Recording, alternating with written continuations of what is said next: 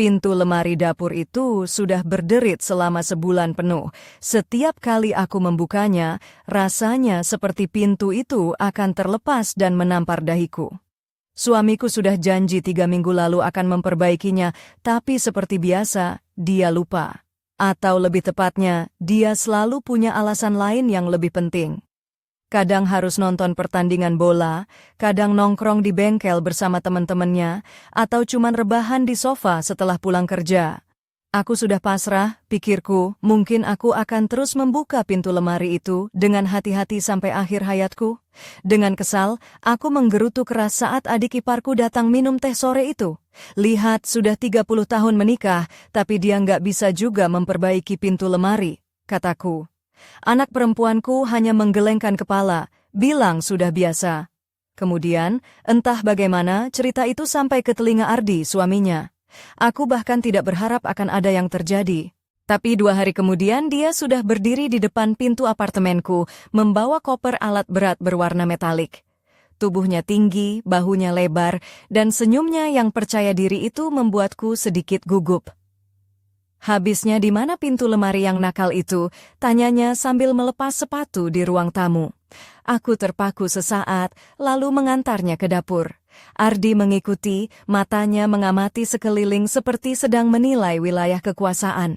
Dia meletakkan koper di atas meja dan mengklik kunci-kuncinya. Di dalam koper itu tertata rapi obeng, tang, kunci, semua perlengkapan tukang yang lengkap. Lalu, tanpa basa-basi, dia melepas kemeja flanelnya, hanya menyisakan kaos hitam ketat yang membentuk setiap lekuk tubuhnya. Aku berpikir, ini mungkin terlalu berlebihan untuk sekadar memperbaiki pintu lemari, tapi aku diam saja.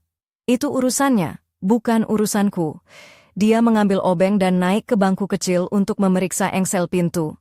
Aku berdiri di samping, memegang gelas berisi kopi yang mulai dingin, berusaha tidak memperhatikan betapa kaos itu menegang di punggungnya saat dia menggapai ke atas. "Kamu yakin ini cuma soal pintu lemari, bukan cara memanggil aku?" ucapnya pelan dari belakang. Suaranya rendah dan serak sedikit. Pipiku terasa panas, tapi aku segera mengumpulkan keberanian. "Kalau mau manggil kamu, aku sudah pesan pizza dan suruh suami pergi," jawabku dingin. Dia tersenyum kecil sambil mengutak-atik obeng. "Ya, hampir seperti itu, Dami. Suamimu kerja, aku di sini sendirian dengan kamu. Alat-alat juga lengkap, kayak awal video TikTok." "Video apa sih?" tanyaku sambil pura-pura tidak mengerti maksudnya. "Perbaikan lemari," katanya sambil melompat turun dari bangku, menatap mataku langsung. "Lainnya apa lagi?" Dalam tatapannya ada sesuatu yang membuat perutku bergetar hangat. Aku mengalihkan pandangan, pura-pura memperhatikan engsel pintu. "Biar aku pegang dulu," pinta Ardi sambil menyerahkan pintu itu padaku. Jari kami bersentuhan sekejap, tangan Ardi hangat dan kuat. Dia tidak segera menarik tangannya, tapi menahan kontak itu sedikit lebih lama. "Pegang erat ya," katanya, "jangan sampai jatuh." Aku mengangguk, memeluk pintu dengan kedua tangan. Dia membungkuk dekat, begitu dekat sehingga aku bisa mencium aroma kolon segar dengan sentuhan sitrus dari napasnya yang menyentuh leherku saat dia bekerja pada engsel. "Kamu tahu," katanya pelan, "aku selalu bilang kamu punya tangan emas." "Kenapa?" tanyaku, berusaha tidak gemetar. "Karena apapun yang kamu sentuh jadi berharga." Kata-katanya terdengar konyol dan klis sampai aku tak sengaja tertawa. Tegangan sedikit mencair. "Kamu copas dari internet ya?" "Tidak," jawabnya serius.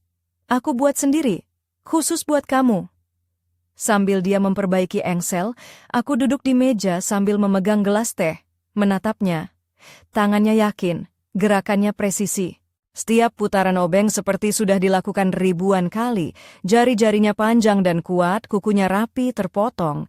Aku melihat bekas luka di buku jarinya, putih memudar. Penasaran, aku tanya sambil berusaha terdengar santai, "Kamu memang ngulik sampai dalam gitu ya?" "Maksudku, soal lemari ini." Ardi menoleh, menyipitkan mata, lalu tersenyum nakal. "Kamu juga banyak belajar dari internet ya?" Keheningan menggantung di antara kami, berat dan pekat. Aku menyesap teh yang sudah dingin. Suara obeng berputar membelah kesunyian. Napasnya tenang, aku malah sebaliknya. Dia berhenti, jongkok di samping pintu bawah lemari, memeriksa engsel. Aku meletakkan gelas, berdiri mendekat. Sebenarnya aku tidak tahu kenapa aku mendekat. Aku cuma mau lihat, kataku pada diriku sendiri. Aku membuka laci di dekatnya, menyentuh isi di dalamnya, tisu lama, klip kertas, karet rambut. Kami berhadapan sangat dekat. Aku bisa melihat butiran emas di matanya yang cokelat, merasakan kehangatan tubuhnya, mendengar napasnya. Dia tidak bergerak, aku juga. Tatapannya turun ke bibirku, lalu kembali ke mataku. Obeng masih di tangan, tapi jari-jari mengepal, buku jarinya memutih. "Kamu mau ambil sesuatu dari laci itu?" tanyanya pelan. "Tidak," jawabku lirih, "aku hanya melihat apa? Kamu." Kata-kata itu keluar tanpa kuatur. Dia membeku, lalu perlahan meletakkan obeng ke lantai, berdiri, tapi tidak sepenuhnya. Masih sejajar dengan wajahku. Kami tahu, jika salah satu bergerak sekarang, segalanya akan berubah. Batas yang tak boleh dilampaui ada sangat dekat, cuman milimeter dari wajah kami. "Ini salah," kataku, walau aku sendiri tidak percaya pada ucapan itu. "Aku tahu," jawabnya. "Aku ibu mertua kamu, aku tahu." Tapi dia tidak mundur, dan aku juga tidak. Tangannya perlahan menyentuh daguku, sentuhan tipis yang membuat kulitku terasa panas. "Katakan pada aku untuk berhenti," bisiknya. Aku membuka mulut untuk mengatakan itu. "Berhenti, pergi, lupakan." Tapi tanganku melekat di pergelangan tangannya, tidak menolak. "Aku tidak bisa," aku mengaku. Dan saat itulah semuanya terjadi. Bor listrik besar, kuat, profesional, yang ada di koper alat itu, ternyata diperlukan untuk tahap berikutnya, bagian kami yang lebih pribadi. Harus dibuat lubang lebih dalam, dipasangi angker.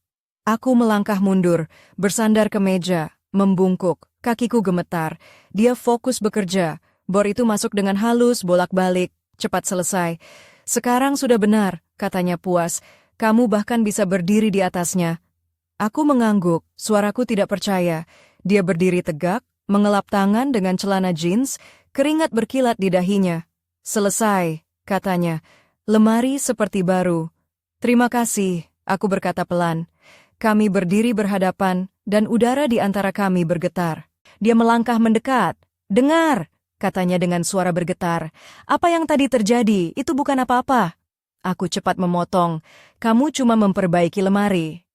"Betul?" Dia memiringkan kepala. "Betul," jawabku. "Kalau ada yang rusak lagi, aku tahu," kataku. "Kamu yang akan datang." Dia mengangguk, menatap wajahku sesaat, lalu pergi. Aku menutup pintu, bersandar dengan dahiku. Jantungku berdebar seperti ingin keluar dari dada. Apa yang sudah aku lakukan? Hidupku terasa berubah sejak saat itu. Setelah Ardi pergi, aku duduk di meja dapur dengan gelas teh yang sudah dingin di tangan, memandangi tirai yang berayun pelan diterpa angin sore. Suara tawa anak-anak dari luar terdengar riang, anjing yang menggonggong di kejauhan menambah kesan damai yang kontras dengan kegelisahan di dalam hatiku. Teleponku bergetar, sebuah pesan masuk dari suamiku Budi. "Aku akan terlambat pulang, panaskan makan malam tanpa aku ya," tulisnya. Aku menatap layar ponsel itu, terbesit perasaan campur aduk. Rasanya seperti sebuah tanda bahwa kami sudah hidup seperti tetangga, bukan pasangan suami istri. Ardi adalah sosok yang berbeda, muda, kuat, perhatian. Namun kini, di rumah ini, suasananya berubah menjadi hening yang penuh waspada, seperti lemari yang sudah diperbaiki tapi masih berderit pelan. Aku mencoba mengembalikan rutinitas biasa, mengambil bahan makanan dari kulkas, memotong sayuran secara mekanis, menyalakan kompor.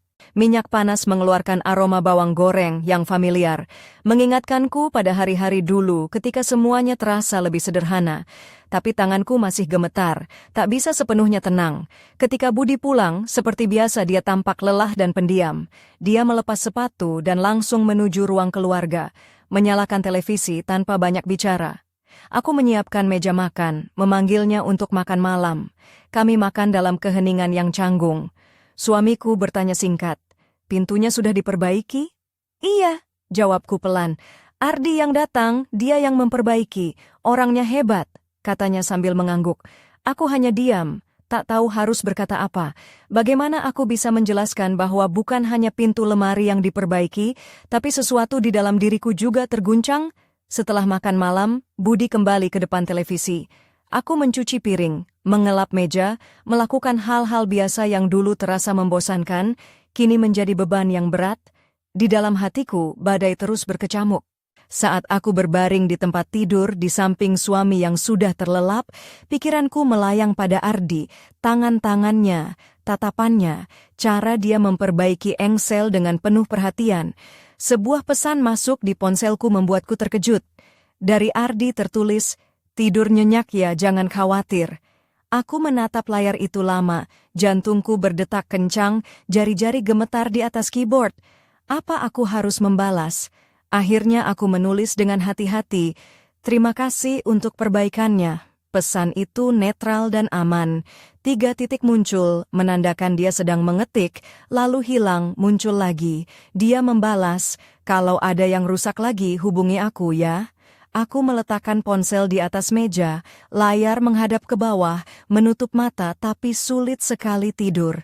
Di dalam dadaku masih terasa ada sebuah obeng yang menusuk, dingin dan tajam, seperti mengingatkanku pada sentuhan Ardi saat memperbaiki pintu itu. Obeng itu terjebak di sana, dan aku tidak tahu bagaimana cara mengeluarkannya. Bahkan, aku tak yakin ingin mengeluarkannya. Mungkin obeng itu harus tetap di sana, menjadi pengingat bahwa aku masih bisa merasakan bahwa aku bukan hanya seorang istri, ibu, atau ibu mertua, tapi juga seorang wanita. Dan yang paling menakutkan, aku sadar ini baru permulaan.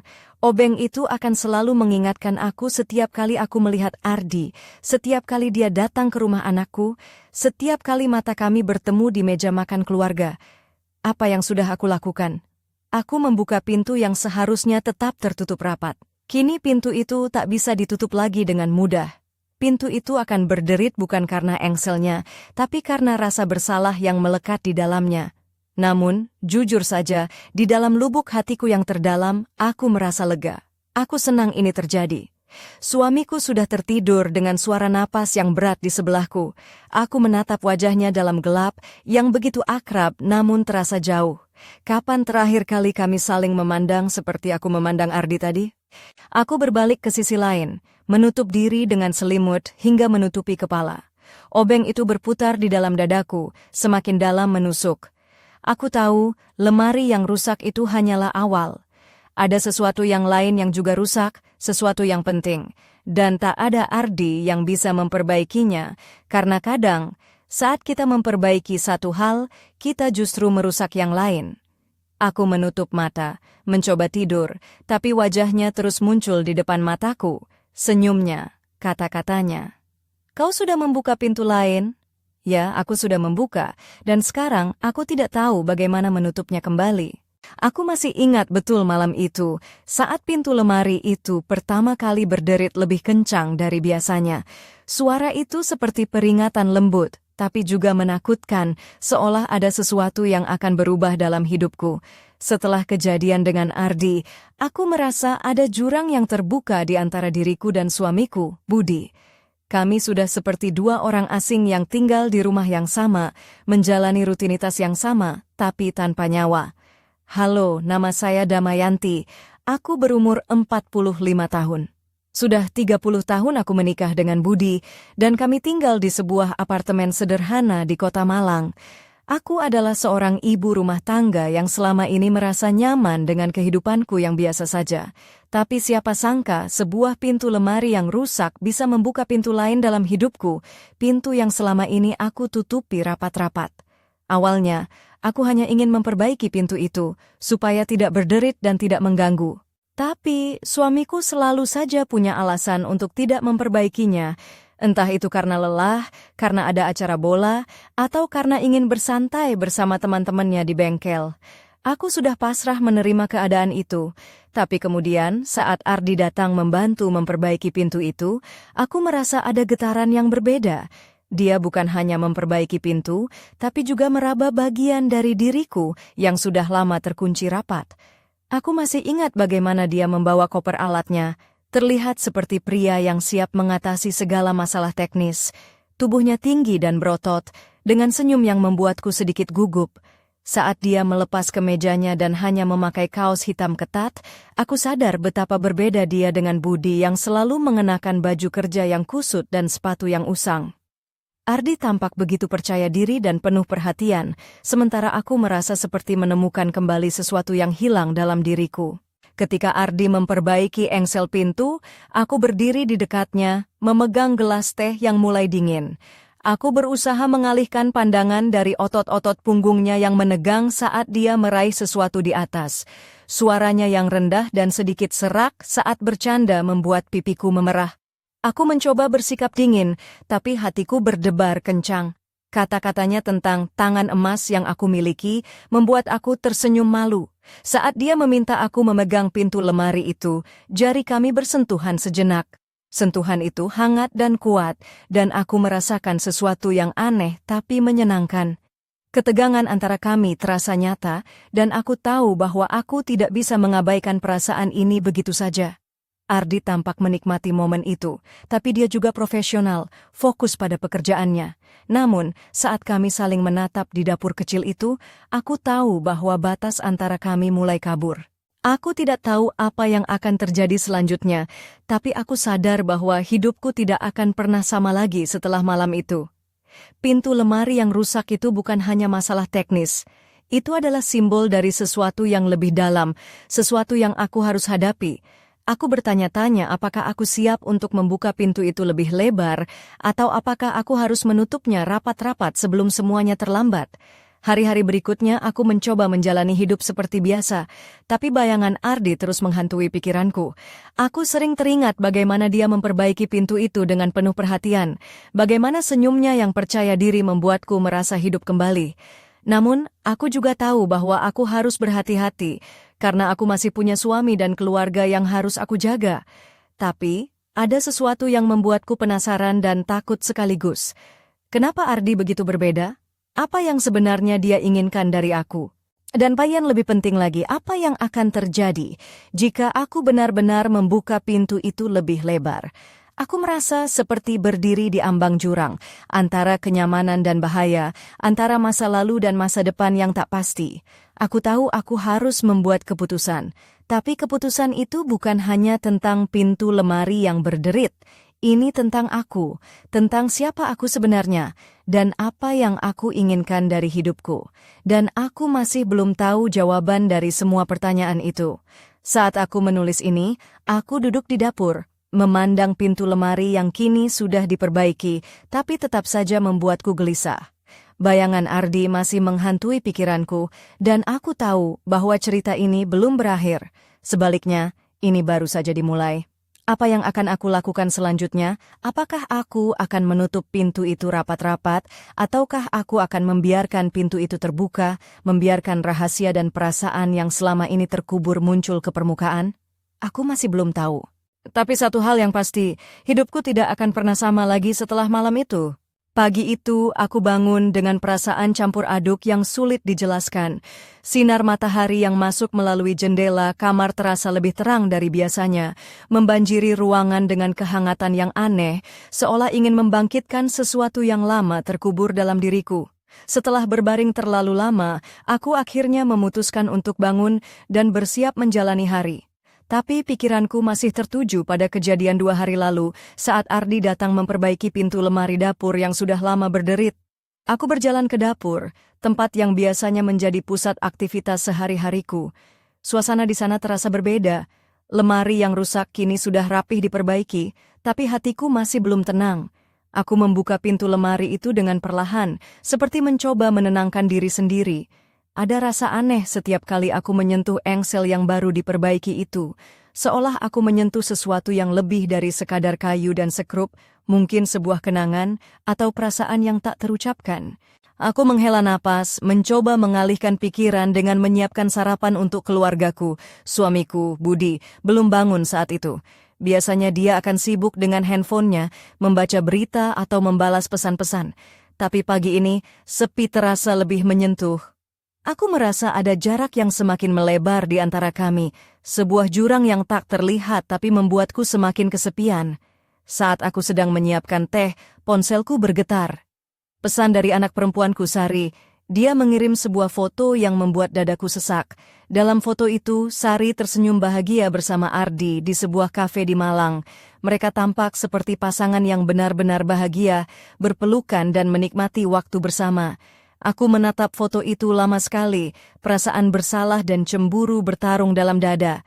Anakku, yang selama ini aku sayangi, tampak menemukan kebahagiaan baru dengan pria yang baru saja aku temui. Aku bertanya pada diriku sendiri, apa yang sedang terjadi? Bagaimana aku bisa merasa seperti ini ketika aku tahu seharusnya aku senang melihat anakku bahagia? Tapi ada sisi lain dalam hatiku yang tak bisa aku abaikan, rasa sakit yang tak terjelaskan. Mungkinkah aku cemburu? Atau mungkin aku takut kehilangan sesuatu yang selama ini aku anggap milikku? Dengan gelas teh di tangan, aku berjalan ke jendela dan memandang keluar.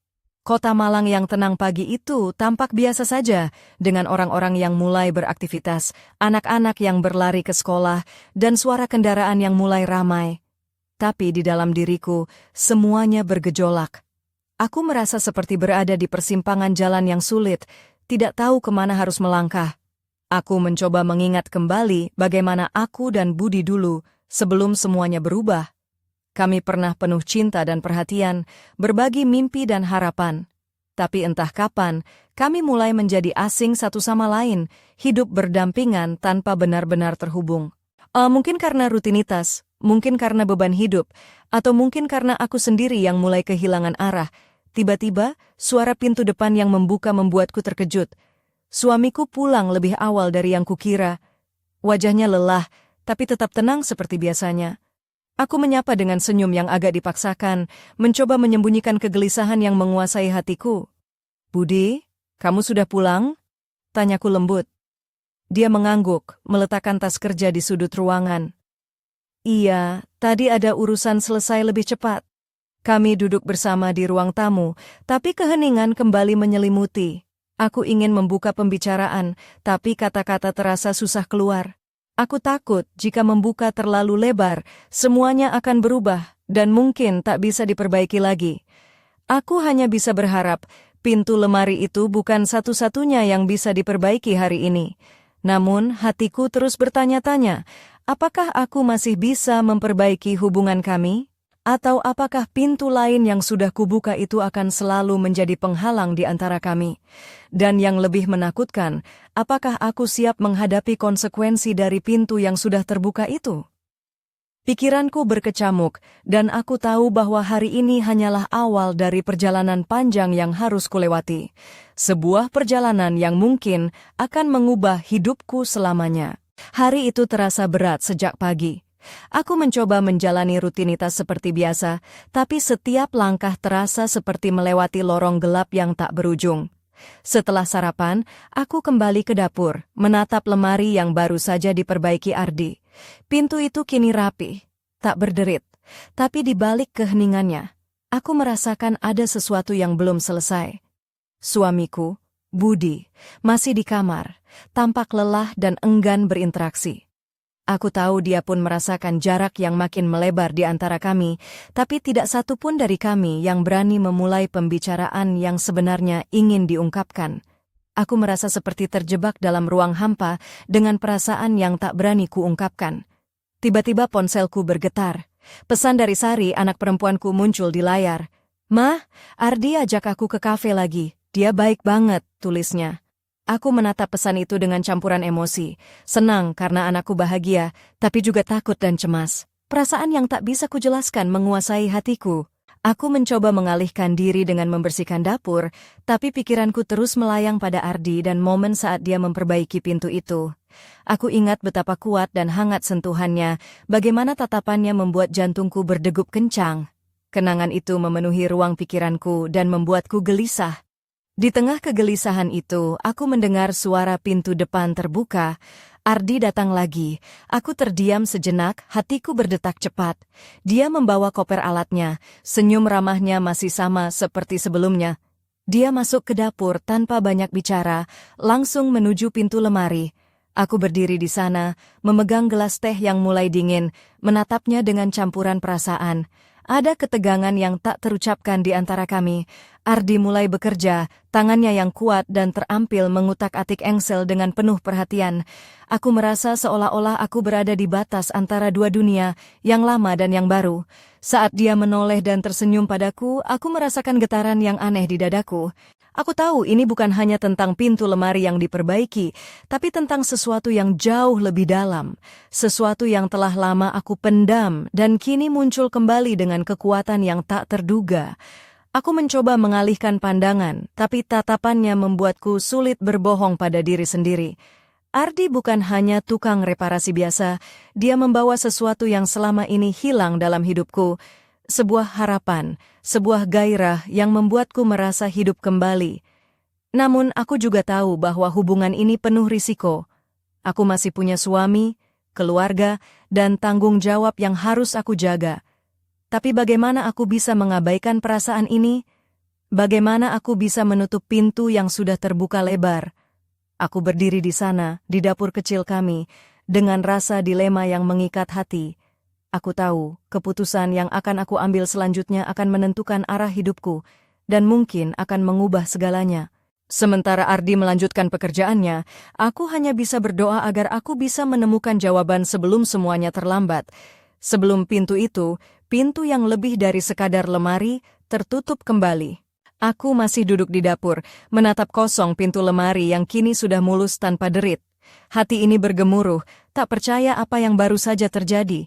Rasanya seperti mimpi aneh yang tiba-tiba menjadi nyata. Aku terkejut, bingung, dan bersalah sekaligus. Bagaimana bisa aku membiarkan hal itu terjadi? Aku tahu aku harus segera mengakhirinya. Tapi kenapa rasanya begitu sulit? Aku mengingat kembali setiap detik yang kami habiskan bersama di dapur itu. Sentuhan jari Ardi yang hangat saat kami berpegangan pada pintu. Aroma koloin segar yang menempel di leherku. Dan tatapan matanya yang penuh arti. Semua itu membuatku merasa hidup kembali, sesuatu yang sudah lama hilang sejak aku menikah dengan Budi.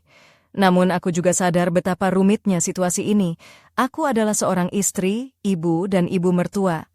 Aku punya tanggung jawab dan janji yang harus kupegang teguh, tapi hatiku kini berontak, seakan ingin melarikan diri dari segala keterikatan itu.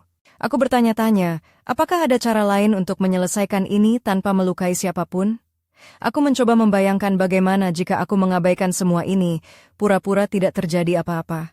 Mungkin aku bisa tetap menjalani hidup seperti biasa, berpura-pura bahwa pintu itu tidak pernah berderit dan Ardi tidak pernah datang.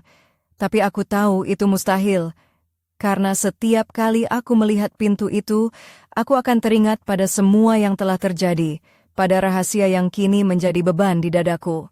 Aku juga memikirkan Budi. Dia mungkin tidak sempurna, tapi dia adalah suamiku, ayah dari anak-anakku.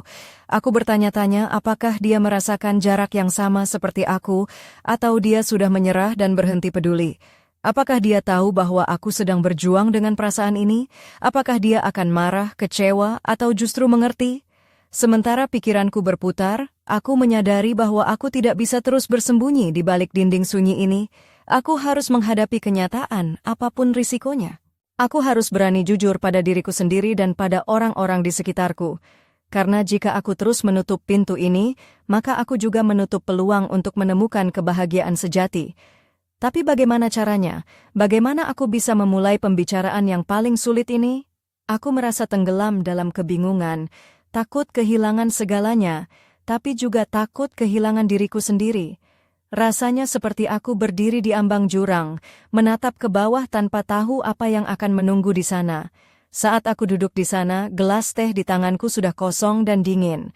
Aku menatap jam di dinding, waktu berjalan tanpa henti sementara aku terjebak dalam perasaan yang tak berujung. Aku tahu, keputusan akan datang, dan aku harus siap menghadapinya. Tapi aku juga tahu bahwa setelah semua ini, aku tidak akan pernah bisa melihat pintu lemari itu dengan cara yang sama lagi.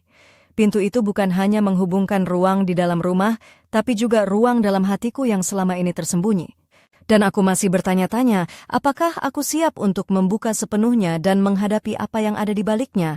Aku tak menyangka malam itu akan membawa kejutan yang begitu besar dan mengubah segalanya. Setelah beberapa hari berlalu sejak perbaikan pintu lemari, aku pikir semuanya akan kembali seperti semula.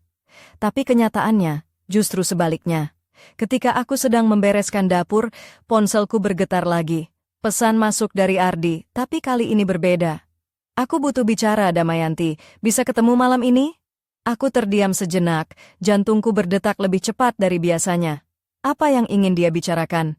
Malam itu, aku menunggu di sebuah warung kopi kecil dekat rumah anakku di Malang. Tempat itu sederhana, dengan lampu temaram dan suara musik jazz yang pelan. Ardi datang dengan langkah tenang, mengenakan kemeja biru tua yang membalut tubuhnya dengan rapi. Senyumnya yang biasa terasa hangat, tapi ada keseriusan yang berbeda di matanya. Damayanti, katanya pelan, aku tahu situasinya rumit. Nin, aku tidak ingin membuat masalah di keluargamu, tapi aku juga tidak bisa terus berpura-pura bahwa aku hanya tukang reparasi biasa. Aku menatapnya, merasa jantungku seperti berhenti sejenak. Apa maksudnya? Dia melanjutkan, aku sudah lama menyimpan perasaan ini, bukan hanya untukmu, tapi juga untuk anakmu, Sari. Aku ingin jujur bahwa aku dan Sari sedang menjalani hubungan serius, katanya dengan suara yang penuh harap. Aku terkejut, tapi juga merasa lega bahwa semuanya akhirnya terbuka. Namun tiba-tiba suasana berubah ketika Ardi menatapku dengan intens. Tapi aku juga tidak bisa menahan perasaan untukmu, Damayanti. Setiap kali aku datang ke sini, aku merasakan sesuatu yang lebih dari sekadar tugas memperbaiki lemari. Aku merasakan gelombang emosi yang campur aduk, kaget, bingung, dan sedikit takut.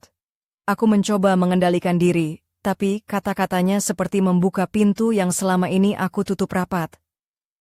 Ardi, ini sangat rumit. Isu komputer suami anak dan tanggung jawab yang harus kujalani, kataku dengan suara gemetar. Dia mengangguk, mengerti betapa berat beban ini.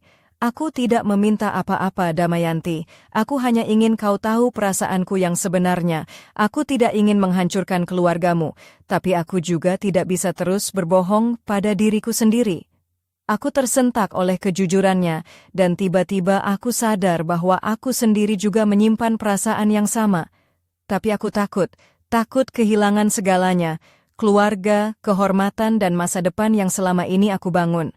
Malam itu, kami duduk berdua di warung kopi kecil itu, berbicara tentang perasaan yang selama ini kami sembunyikan. Aku tahu, ini baru separuh dari cerita yang harus aku hadapi. Karena setelah pengakuan Ardi, aku sadar bahwa keputusan yang akan kuambil tidak hanya akan memengaruhi hidupku, tapi juga hidup orang-orang yang kucintai. Aku menatap matanya, dan aku tahu bahwa pintu yang sudah kubuka itu kini terbuka lebar, mengundang angin perubahan yang belum bisa aku prediksi. Aku bertanya-tanya, bisakah aku melewati badai ini tanpa hancur? Atau apakah aku akan terseret oleh gelombang yang tak terduga? Malam itu berakhir dengan keheningan yang penuh teka-teki, meninggalkan aku dengan pertanyaan yang menggantung di udara. Apa yang akan terjadi selanjutnya? Dan apakah aku siap menghadapi konsekuensi dari pintu yang sudah aku buka? Malam itu, setelah pengakuan Ardi, aku pulang dengan perasaan campur aduk yang sulit diungkapkan. Hujan gerimis menyambutku saat aku melangkah masuk ke dalam apartemen yang terasa begitu sunyi dan berat. Setiap tetes air yang jatuh di jendela seolah menambah beban di dadaku. Aku tahu, hidupku kini berada di persimpangan yang berbahaya dan tak terduga. Begitu aku masuk, ponselku kembali bergetar. Kali ini, pesan dari Sari, anak perempuanku. "Mah, aku dan Ardi putus." Aku terdiam, tubuhku seolah membeku. Bagaimana mungkin? Setelah semua yang kudengar malam ini, aku bahkan tidak tahu harus merasa lega atau semakin bingung. Aku duduk di sofa, mencoba mengumpulkan pikiranku. Hati ini bergejolak antara ingin menangis dan marah. Aku membayangkan bagaimana percakapan antara Sari dan Ardi bisa berakhir sampai seperti ini. Apa yang sebenarnya terjadi di antara mereka?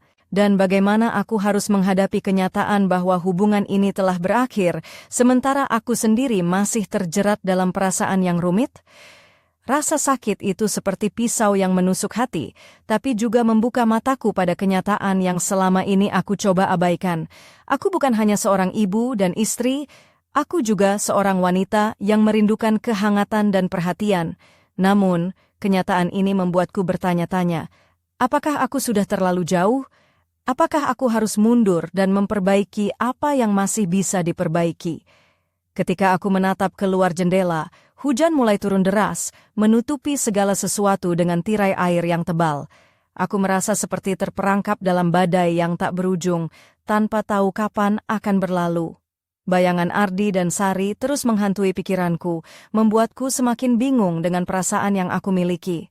Tiba-tiba, suara pintu depan terbuka. Budi pulang lebih awal. Wajahnya lelah dan muram. Aku mencoba menyambutnya dengan senyum yang dipaksakan, tapi aku tahu dia bisa merasakan ada yang berbeda. Kami duduk berdua di ruang tamu, tanpa kata-kata yang mengalir. Keheningan itu terasa berat, penuh dengan pertanyaan yang tak terjawab. Aku ingin bercerita, ingin mengungkapkan semuanya, tapi aku takut akan konsekuensinya. Aku takut kehilangan suamiku, takut kehilangan keluarga yang telah kami bangun selama bertahun-tahun. Tapi aku juga sadar, jika aku terus menyimpan rahasia ini, aku hanya akan menambah jarak di antara kami. Malam itu, aku terjaga sepanjang malam, memikirkan apa yang harus kulakukan. Apakah aku harus memilih keluarga dan berusaha memperbaiki semuanya? Ataukah aku harus mengikuti kata hatiku, meski itu berarti harus menghadapi risiko kehilangan segalanya? Ketika fajar mulai menyingsing, aku tahu bahwa aku harus membuat keputusan. Sebuah keputusan yang tidak hanya akan mengubah hidupku, tapi juga menentukan masa depan semua orang yang kucintai. Aku merasa seperti berdiri di tepi jurang, dengan pilihan yang harus diambil segera, sebelum semuanya terlambat. Namun, satu hal yang pasti, pintu lemari itu sudah lama tidak berderit, tapi pintu dalam hatiku kini terbuka lebar, penuh dengan ketidakpastian dan rahasia yang menunggu untuk diungkapkan. Aku tidak tahu apa yang akan terjadi selanjutnya, tapi aku tahu, hidupku tidak akan pernah sama lagi. Seminggu berlalu sejak malam itu, dan setiap hari aku merasa seperti hidup di dalam badai yang tak berujung. Semua yang selama ini aku anggap pasti, kini berubah menjadi abu yang mudah terbang tertiup angin. Aku mencoba menjalani hari-hari dengan wajah tenang, tapi di dalam hatiku, gelombang emosi terus bergelora. Di dapur, pintu lemari yang sudah diperbaiki itu tak lagi menjadi sekadar benda mati. Setiap kali aku membukanya, aku merasa seolah membuka lembaran baru dalam hidupku yang penuh dengan ketegangan dan rahasia. Aku tidak bisa lagi membohongi diri sendiri bahwa semuanya baik-baik saja. Suamiku, Budi, mulai menunjukkan perubahan. Dia lebih pendiam, sering menatap kosong tanpa bicara. Aku tahu dia merasakan ada sesuatu yang salah, tapi dia memilih diam. Aku pun berusaha menyembunyikan kegelisahan ini, takut jika aku mengungkapkan semuanya, aku akan kehilangan dia selamanya. Sementara itu, Ardi masih sering datang ke rumah anakku. Setiap kali kami bertemu, udara di antara kami terasa panas dan penuh makna yang sulit diungkapkan dengan kata-kata. Tatapannya yang tajam dan senyumnya yang menggoda membuat jantungku berdegup kencang. Aku tahu aku telah membuka pintu yang tak bisa ditutup lagi. Suatu sore, saat aku sedang beres-beres di ruang tamu, Ardi tiba-tiba berdiri di depan pintu, membawa sebuah kotak kecil. "Untuk kamu," katanya dengan suara rendah dan serius. Aku menerima kotak itu dengan tangan gemetar, membuka tutupnya perlahan. Di dalamnya ada sebuah kalung sederhana dengan liontin berbentuk hati. "Aku ingin kamu tahu, aku tidak hanya memperbaiki pintu lemari. Aku ingin memperbaiki hatimu juga," ujarnya tulus. Aku terdiam, air mata mulai menggenang di sudut mataku. Perasaan yang selama ini aku pendam akhirnya meledak. Aku tahu ini salah, aku tahu ini berbahaya, tapi aku juga tidak bisa berpura-pura bahwa aku tidak menginginkannya. Namun, di balik semua perasaan itu, ada suara kecil di dalam diriku yang berbisik, memperingatkan akan akibat dari semua ini. Aku tahu, aku berdiri di ujung jurang, dan satu langkah lagi bisa membuatku jatuh ke dalam kehancuran. Hari demi hari, aku semakin tenggelam dalam dilema yang tak berujung. Aku merasa seperti terperangkap dalam labirin tanpa jalan keluar. Setiap keputusan yang kuambil seolah membuka pintu baru yang penuh dengan ketidakpastian dan bahaya. Aku bertanya pada diri sendiri, apakah aku bisa terus hidup seperti ini? Apakah aku mampu menanggung beban rahasia dan perasaan yang semakin berat? Ataukah aku harus berani mengambil risiko dan menghadapi konsekuensi yang mungkin datang? Satu hal yang pasti, aku tidak bisa lagi bersembunyi di balik pintu lemari yang sudah diperbaiki itu. Pintu itu kini menjadi simbol dari segala sesuatu yang telah berubah dalam hidupku, dan aku harus memilih jalan yang akan aku ambil selanjutnya. Namun, sebelum aku bisa membuat keputusan itu, sebuah kejadian tak terduga akan segera mengubah arah cerita ini, membuka babak baru yang bahkan aku sendiri belum siap menghadapinya. Apa yang akan terjadi? Hanya waktu yang bisa menjawab. Malam itu, udara di apartemen kecilku terasa begitu berat, penuh dengan ketegangan yang sulit dijelaskan. Aku duduk di meja makan, menatap gelas teh yang sudah dingin, sementara pikiranku bergolak seperti ombak yang tak pernah tenang. Semua yang terjadi selama beberapa minggu terakhir seperti pusaran yang menarikku ke dalamnya tanpa ada jalan keluar. Tiba-tiba, pintu depan terbuka pelan. Ardi masuk dengan langkah hati-hati. Wajahnya serius tapi ada cahaya harapan yang terpancar dari matanya. Aku menatapnya dalam diam, merasakan detak jantung yang semakin cepat. "Damayanti," suaranya bergetar sedikit. "Ada sesuatu yang harus kamu tahu." Aku menahan napas, merasakan ketegangan yang menumpuk selama ini mencapai puncaknya. Ardi mendekat, mengulurkan tangan dan menyerahkan sebuah amplop tebal. "Ini sesuatu yang mungkin bisa menjelaskan semuanya," katanya pelan. Dengan tangan gemetar, aku membuka amplop itu dan menemukan sejumlah dokumen yang membuat dunia di sekitarku runtuh. Dokumen-dokumen itu berisi bukti-bukti tentang rahasia yang selama ini tersembunyi, perselingkuhan, kebohongan, dan pengkhianatan yang melibatkan orang-orang terdekatku. Aku merasa seolah-olah pintu lemari yang telah diperbaiki itu hanyalah awal dari pintu-pintu lain yang selama ini tertutup rapat dan kini terbuka lebar, memperlihatkan kegelapan yang tak pernah ingin kulihat. Air mataku mengalir deras, campuran antara kesedihan, kemarahan, dan kebingungan. Aku tahu hidupku sudah berubah selamanya. Suamiku, anakku, Ardi, semua terlibat dalam jaringan yang rumit dan berbahaya. Tapi yang paling membuatku terpukul adalah kenyataan bahwa aku sendiri terperangkap dalam pusaran ini, menjadi bagian dari drama yang tak pernah aku bayangkan. Aku berdiri, menggenggam amplop itu erat-erat, dan menatap Ardi dengan mata yang penuh tanya. "Kenapa kau memberikannya padaku?" tanyaku dengan suara serak. Dia menghela napas dalam-dalam, "Karena kamu berhak tahu kebenarannya. Dan karena aku tidak mau kamu terus hidup dalam kebohongan." Malam itu aku menyadari bahwa pintu yang kubuka bukan hanya pintu lemari, tapi pintu ke dalam kegelapan yang selama ini tersembunyi di balik kehidupan yang tampak biasa. Aku harus memilih, apakah aku akan melangkah lebih jauh ke dalam kegelapan itu untuk mencari jawaban, ataukah aku akan menutup pintu itu rapat-rapat dan mencoba melupakan segalanya? Namun, keputusan itu tidak akan mudah.